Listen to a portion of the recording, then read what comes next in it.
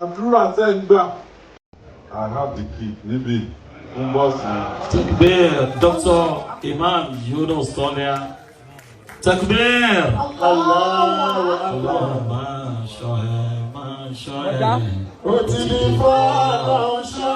Makinde,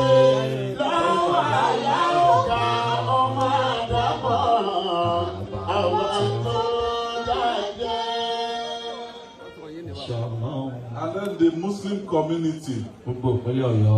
Benny, mo promise money boss now. Tuntun, nene, tí a rọ̀fà.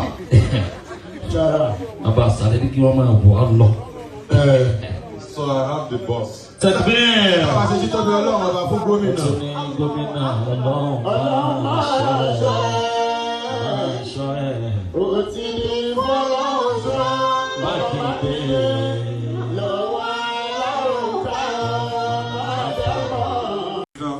So special also Siwani Oyo State, my brother Kunle Afolayan. You're welcome. Bokia Inaku Odun. Incidentally, I signed this morning before I left the house.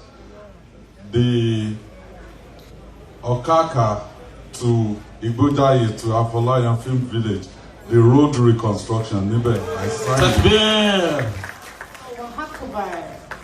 And Tabafewa Commission will do that together. And the aircraft also we've ordered it now. Alhamdulillah. Takbir. Allah. Ejoluke.